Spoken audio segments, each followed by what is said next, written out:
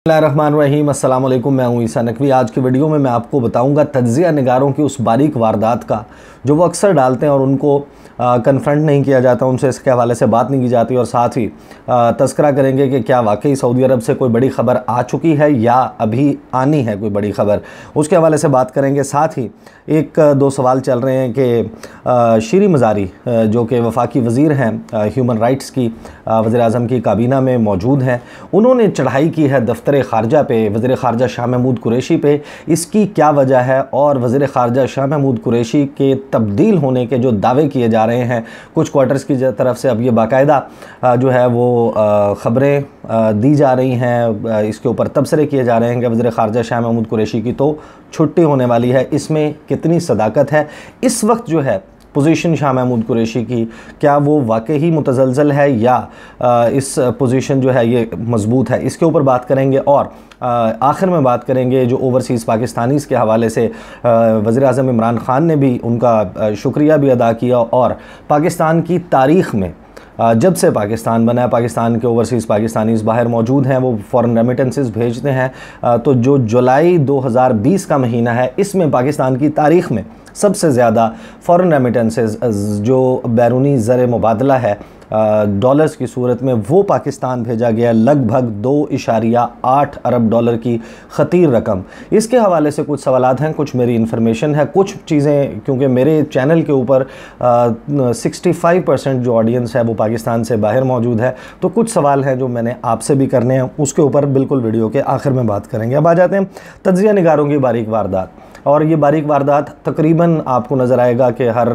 जो बड़ी डेवलपमेंट हो रही होती है उससे रिलेटेड ख़बरों में जो एक बारीक वारदात डाली जाती है, मैं आपको बता देता हूँ उसका तरीक़ाकार क्या होता है। और ये तज्ज़िया निगार आपको मिलेंगे, आप इनके ट्विटर की टाइमलाइन पर चले जाएँ, बहुत सारे हैं। नाम जो है वो स्पेसिफ़िक मैं इसके बाद कभी दोबारा इस किस्म की चीज़ें होती हैं, किसी स्पेसिफ़िक केस पे मैं आपको नाम भी बताऊंगा। आप उनकी टाइमलाइन पे चले जाएं ट्विटर की, और ये आप खोल लें किसी भी तज्ज़िया निगार की, जो मशहूर तज्ज़िया निगार हैं उनकी टाइमलाइन ट्विटर की खोलें, उसके ऊपर कोई भी बड़ी डेवलपमेंट चल रही होती है, कोई भी बीट है, वो फॉरेन अफेयर्स के मुतल्लिक़ ख़बर है, वो सियासत के मुतल्लिक़ ख़बर है, वो इकॉनमी के मुतल्लिक़ ख़बर है, या कोई बहुत बड़ी इंटरनेशनल डेवलपमेंट है, उसके ऊपर उनकी एक ख़बर मौजूद होती है और उसमें कुछ सोर्सेज कोट किए जाते हैं। और वो बेसिकली जो अब मैं अपने तौर पर चीज़ों को असेस करने के बाद कंक्लूड किया है मैंने, वो मैं आपको बताता हूँ कि ये लोग जो इंडिकेटर्स हैं उनको देखते हुए अपनी ख्वाहिश को ख़बर बनाकर सोर्सेज़ के नाम से जारी कर देते हैं। जो सऊदी अरब और पाकिस्तान के दरमियान ताल्लुकात हैं उसके ऊपर मैं डिटेल से वीडियो कर चुका हूँ। मैंने बताया कि क्या सिचुएशन चल रही है, कौन कौन सी रिजेंटमेंट्स थी पाकिस्तान की, मैं उसकी तफसील में नहीं जाऊँगा, लेकिन कुछ इंडिकेटर्स हमें मिले। उसके बाद जो आर्मी चीफ़ हैं उनके साथ जनरल कमर जावेद बाजवा के साथ मुलाकात करते हैं सऊदी सफ़ीर जो इस्लामाबाद में है, नवाफ अल मालिकी, वो डेवलपमेंट देखिए। उसके बाद पाकिस्तान के जो मिलिट्री के स्पोक्स पर्सन हैं DGISPR मेजर जनरल जो हैं वो प्रेस कॉन्फ्रेंस करते हैं और उसमें वो कहते हैं कि अल्हम्दुलिल्लाह एवरीथिंग इज़ फ़ाइन, सऊदी अरब और पाकिस्तान के ताल्लुकात बेहतरीन थे, हैं और रहेंगे। शेख रशीद साहब जो हैं उनको समझा जाता है बड़ा क्लोज़ कि वो पिंडी के और इस्लामाबाद के, यानी कि वफाकी हुकूमत के भी और GHQ के भी बहुत करीब हैं, और उनके पास कुछ ना कुछ अंदर की ख़बरें बड़ी हद तक मौजूद होती हैं। वो कहते हैं कि सब कुछ सेटल हो गया, और एक द वेरी फैक्ट कि पाकिस्तान के आर्मी चीफ़ दौरा कर रहे हैं सऊदी अरब का, ये सारे वो इंडिकेटर्स हैं जो साबित करते हैं कि मामलात ना तो पॉइंट ऑफ नो रिटर्न पे हैं सऊदी अरब और पाकिस्तान के दरमियान, और ना ही किसी छोटे डेवलपमेंट पे या किसी एक बयान के ऊपर दो ममालिक के, दो रियासतों के ताल्लुकात हमेशा हमेशा के लिए ख़त्म होते हैं, और ना ही किसी एक बयान से ना जो ऐसे ताल्लुकात जो एग्जिस्ट ना करते हों वो एकदम ओवरनाइट बन जाते हैं। तो बहुत सारे लोग जिन्होंने इसके हवाले से भी ब्रेक थ्रू की ख़बरें मैं देख रहा हूँ कि 2 दिन से 3 दिन से कुछ लोग जो हैं वो आर्मी चीफ़ के दौरे के हवाले से बाकायदा ये साबित करने की कोशिश करें कि वो मुलाकातें जो है ना उनके बाद सब कुछ तय हो गया, और पाकिस्तान को जो है एक 2-3 चीज़ें बताई गई हैं कि ये पाकिस्तान ने करनी है। पहली बात तो ये कि अगर पाकिस्तान को सऊदी अरब की तरफ से कोई टू डू लिस्ट दी जाती है कि आपने ये कुछ करना है, तो वो अनाउंस कोई नहीं करेगा। वो फिर हमें होती हुई अगले दिनों में बड़े सटल तरीके से होती हुई नज़र आएंगी। तो ये ऐलान जो है वो जिस तरीके से लोग अपने ट्विटर के ऊपर जाकर ये लिखते हैं और बात करते हैं या अपनी ख़बरों में ये साबित करने की कोशिश करते हैं कि ये 7 चीज़ें हैं, ये 3 चीज़ें हैं, ये 4 चीज़ें हैं जिनके ऊपर सऊदी अरब नाराज़ है, या इन 6, 7 या 3 चीज़ों के ऊपर सऊदी अरब ने पाकिस्तान को कहा है कि कुछ करें। ऐसा कुछ नहीं है। अभी मेरे इत्तला के मुताबिक, और मैं 3-4 लोगों से जो कि जिन तक इत्तला निस्बतन बाकी लोगों से बहुत पहले पहुंच जाएगी, जो इस सारे प्रोसेस को देखते हैं, उनसे जो मेरी बात हुई है, आज मैं वीडियो रिकॉर्ड कर रहा हूँ, दिन जो है वो मंडे का है, और इस वक्त मौजूद हैं हमारे आर्मी चीफ़ और DJSI सऊदी अरब में। उनकी अभी वो मुलाकातें होना है जिसमें ये सब कुछ चीज़ें तय होंगी। अभी वो मुलाकातें हुई नहीं, और उन मुलाकातों में ही चीज़ें जो हैं वो बेहतरी की जानिब जाएंगी। और वो ये तय इस वजह से है कि उसके आप तमाम इंडिकेटर्स देख लें। अगर चीज़ें बेहतरी की तरफ ना जानी होती तो पाकिस्तान के आर्मी चीफ़ का दौरा सऊदी अरब का ना हो रहा होता। एक तो हो गई बात ये। उसके बाद बात कर लेते हैं, और अब इसमें यह भी है कि ये चीज़ें होंगी और वो मुलाकातें जिन लोगों की हो रही हैं वो कोई किसी को बाहर आके ब्रीफ नहीं करेंगे वहाँ पे कि ये ब्रेक थ्रू हो गया, ये इस तरीके से हो गया, इस तरीके से हो गया। ना तो सऊदीज़ का जो स्टाइल ऑफ वर्क ऐसा है, और ना ही पाकिस्तान आर्मी का इस किस्म का, यानी कि at least I can tell you of my experience कि ऐसा नहीं होता कि मुलाकात से निकलने के बाद बाकायदा इस तरीके से लीक्स की जाए मीडिया को और बताया जाए और फिर लोग उसको ख़बर बनाकर पेश कर रहे हों। तो ये तो बात हो गई सऊदी अरब के हवाले से। अलबत्ता ये ज़रूर है, ये मैं पहले भी तज़किरा कर चुका था कि मामलात इतने ख़राब नहीं हैं जितना इनको बयान किया जा रहा है, और ये हालात जो हैं वो बेहतरी की जानिब जाएंगे, क्योंकि डिप्लोमेटिक एफ़र्ट जो है वो इस पर हो रहा है। और पाकिस्तान की जो डायस्पोरा एक बहुत ज़्यादा इन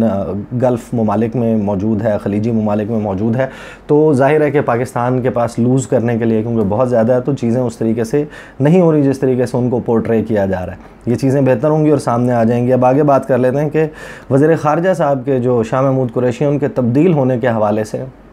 बहुत ज़्यादा तज़किरा किया जा रहा है। लोग कह रहे हैं कि वज़ीर ख़ारजा तब्दील होने वाले हैं। पहली इसमें 2-3 चीज़ें फैक्टर्स मैं आपको बता देता हूँ। एक तो वज़ीर ख़ारजा से, यानी कि मैंने बड़ी कोशिश की मेरी वज़ीर ख़ारजा से बात हो जाए, लेकिन मेरी उनसे बात नहीं हो पाई, और वाक़ई वो उस तरीके से जिस तरीके से वो अवेलेबल हो जाते हैं, रिस्पॉन्ड कर देते हैं, जब से उनका ये बयान और उसके बाद से कंट्रोवर्सी क्रिएट हुई है, वो थोड़ा सा एक्सेस में इस वक्त नहीं है। ख़ास तौर पर जो मीडिया के लोग हैं उनके साथ उस तरीके से एक्सेस में नहीं है। उन्होंने 2 प्रेस कॉन्फ्रेंसेस उनकी अनाउंस हुई थी कि उन्होंने प्रेस कॉन्फ्रेंस करनी है, और फिर वो प्रेस कॉन्फ्रेंसेस भी उनकी जो है वो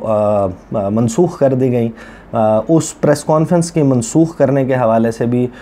एक राय ज़रूर ये मौजूद है कि शायद वज़ीर ख़ारजा अवॉइड करना चाहते थे कि ये ना हो कि मैं ओपनिंग चाहे किसी और सब्जेक्ट के ऊपर मैं प्रेस कॉन्फ्रेंस कर रहा हूँ, उसके बाद सऊदी अरब के हवाले से सवालात हो जाएं और कोई ऐसी सिचुएशन आए जहाँ पर फिर उनके अल्फाज को, उनके जुमलों को इस तरीके से बयान किया जाए जिससे पाकिस्तान और सऊदी अरब के ताल्लुकात जो हैं वो एक जो ऑन गोइंग प्रोसेस है वो मुतासिर हों। उसके अलावा जो मेरे उनके करीब 3 लोगों से जिनके वो एक्सेस में हैं, उनसे मेरी बात हुई और मैंने उनसे पूछा है कि क्या वाकई वज़ीर ख़ारजा जो हैं उनकी जो सिचुएशन है, जो उनकी कैबिनेट में पोजीशन है वो मुतज़लज़ल है, क्या वज़ीर ख़ारजा की छुट्टी की जा रही है। तो अभी इतला तो ये है कि कल, और बहुत सारे लोग जब उस वीडियो को देखेंगे तो ये डेवलपमेंट हो चुकी होगी कि वज़ीर ख़ारजा शाह महमूद कुरैशी तो तैयारी कर रहे हैं, और मंडे का उनका जो दिन गुज़रा है वो ज़्यादातर वक्त गुज़रा है अपनी वज़ारत ख़ारजा की 2 साल की कारकर्दगी के मौजूदा हुकूमत में आने के बाद, जब से वो वज़ीर ख़ारजा बने हैं अब तक उन्होंने क्या कारकर्दगी दिखाई है। और ये कारकर्दगी कल वो प्रेस इंफॉर्मेशन डिपार्टमेंट इस्लामाबाद में 0 पॉइंट में एक प्रेस कॉन्फ्रेंस करेंगे, और उस प्रेस कॉन्फ्रेंस में दीगर वज़रा, वज़ीर इत्तलात भी होंगे, इंडस्ट्रीज़ के वज़ीर भी मौजूद होंगे, और तहरीक इंसाफ की मुख्तलिफ़ वजारतों के जो मिनिस्टर्स हैं वो बैठकर अपनी हुकूमत की और अपनी अपनी वजारतों की कारकर्दगी दिखाएंगे बताएंगे। तो जिस शख्स को तब्दील किया जा रहा हो वो इस तरीके से आगे अपनी कारकर्दगी नहीं बताया करता। ये जो है तासुर बहरहाल, और ख़ास तौर पर ये जो कारकर्दगी की तैयारी वो बहुत ज़्यादा कर रहे हैं, उसके ऊपर ज़ाहिर है जो शेरी मज़ारी साहिबा का बयान था कि हमारे जो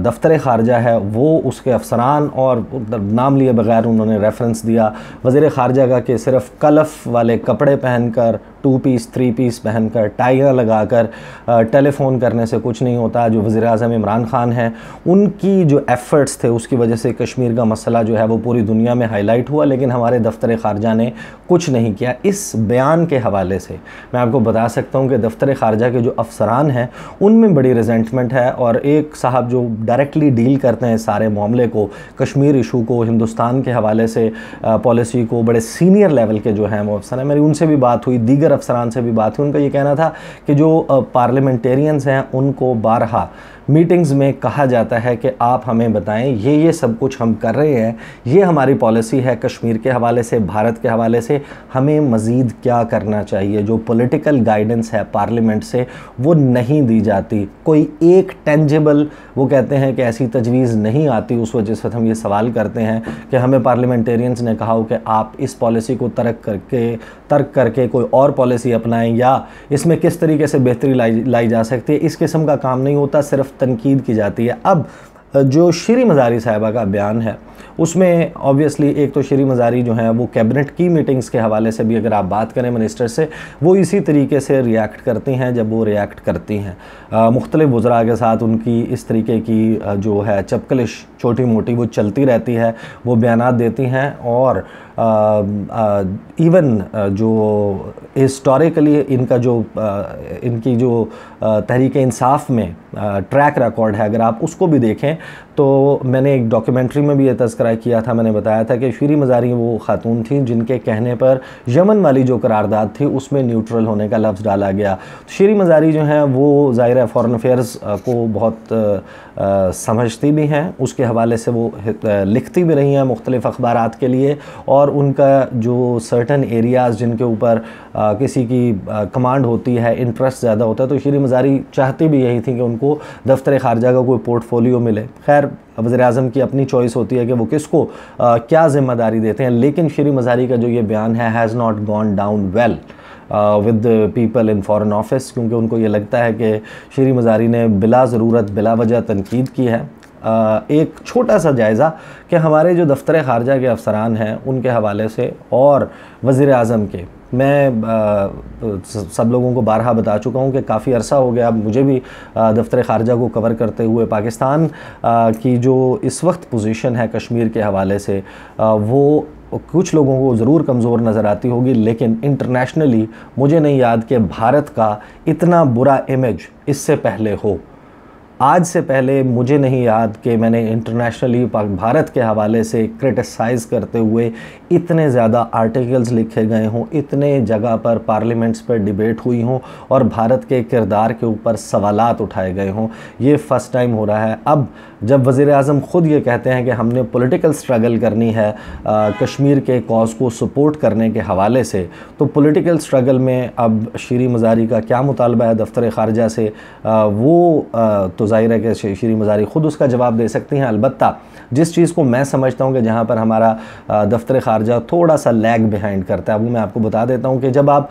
हमारा दफ्तर ख़ारजा जो है उसको और हमारे जो हुकूमत है उसको मिलकर कुछ ऐसे डेलीगेशंस तरतीब देने चाहिए थे जो कि इंटरनेशनल लॉबिंग करते, जिस तरीके से भारत का इंटरनेशनल क्लाउट मौजूद है जो कि भारत के हवाले से एक फ़िज़ा बनाता है मुख्तलिफ़ फोरम्स पर, उसका एफ़र्ट जो है वो थोड़ा सा बेहतर हो सकता था। पाकिस्तान के ऐसे डेलीगेशंस जाते जो बाहर जाकर जो इन्फ्लुएंशियल आवाज़ें हैं, जो एमपीज़ हैं, जो मेंबर्स ऑफ पार्लियामेंट हैं या मुख्तलिफ बड़ी बड़ी राइट्स की ऑर्गेनाइजेशंस हैं, उनको चलाते हैं, उनको कन्विंस किया जाता कि भारत के जो इक़दामात हैं कश्मीर के हवाले से उनके ऊपर भारत का जो चेहरा है वो दिखाए, एक प्रेशर बिल्ड हो भारत पे उस हवाले से। और बहुत सारे ममालिक जो अपने ताल्लुकात भारत के साथ रखते हैं, ठीक है उनकी इकनॉमिक जो इंटरेस्ट हैं वो भारत से जुड़े हुए हैं, लेकिन उनको ये ज़रूर कन्विंस किया जा सकता है कि भारत पर यह दबाव डाला जाए कि आप कश्मीर के ऊपर अपनी पॉलिसी में थोड़ी सी नज़रसानी करें अगर आप चाहते हैं कि हमारे ताल्लुकात आपके साथ इक्तिसादी चलते रहें। तो ये सूरत हाल है। वज़ीर ख़ारजा फ़िल वक्त तो कहीं नहीं जा रहे। इस दौरे के बाद और इस दौरे से वापस आने के बाद कोई तब्दीली होती है, कोई इसमें चेंज आती है, वो ज़ाहिर आने वाले दिनों में पता चल जाएगा। लेकिन फ़िल वक्त as of now when we talk, ना तो ये कोई बात दुरुस्त है कि बड़ी ख़बर आ गई, बड़ी ख़बर ने आना है वो ज़रूर है, जो भी खबर आएगी वो बड़ी खबर होगी, लेकिन जिस तरीके से उसको बयान किया जाता है, मैंने कहा मैं उसके ऊपर एटलीस्ट अपना जो है पॉइंट ऑफ व्यू आपसे शेयर कर लूँ। आखिर में बात करते हैं ओवरसीज़ पाकिस्तानीज़ के हवाले से, जिन्होंने 2.8 अरब डॉलर्स की ख़तीर रकम पाकिस्तान भिजवाई जुलाई के महीने में। ये पाकिस्तान की तारीख़ में सबसे ज़्यादा गैर मुल्की ज़र मुबादला है जो पाकिस्तान में एक महीने में भेजा गया। 2 से 3 फैक्टर्स हैं जिन पे बात हो रही है। कुछ लोग इसके ऊपर मुसर हैं इस बात पे कि जो कोरोना वायरस के सबब बहुत सारे लोगों की जॉब्स ख़त्म हुई, उनको उनके वाजबात मिले, और वो वाजबात क्योंकि ट्रैवल भी नहीं हो रहा भिजवाने के लिए, बैंकिंग सर्कल का उन्होंने इंतखाब किया, बैंकिंग चैनल्स का उन्होंने इंतखाब किया और उसके ज़रिए पाकिस्तान ये रकम भेजी गई। एक पॉइंट ऑफ व्यू ये है कि क्योंकि बकर ईद का महीना उसके फ़ौरन बाद था, बहुत सारे लोगों ने कुर्बानी करनी थी। बकर ईद का महीना जुलाई में ही था और उसमें बहुत सारे ममालिक से ये रकम अपने रिश्तेदारों को पाकिस्तान भेजी गई, क्योंकि बहुत सारे ममालिक में कुर्बानी नहीं हुई। कुर्बानी ना होने की वजह से लोगों ने अपनी कुर्बानी, क्योंकि पाकिस्तान में हो रही थी, तो उसके लिए अपने हिस्सा भिजवाया कि हमारी तरफ से आप जानवर को यहाँ पर कुर्बान कर दें, और उसके लिए ये रकम पाकिस्तान आई। एक इसके ऊपर पॉइंट ऑफ व्यू ये है कि क्योंकि हज और उम्रा का सीज़न जो है वो इस दफ़ा हज के लिए एक डिफरेंट किस्म की पॉलिसी थी, तो बहुत सारे लोग जो अपने रिश्तेदारों के ज़रिए उनके हाथ रकूम पाकिस्तान वापस भिजवा देते थे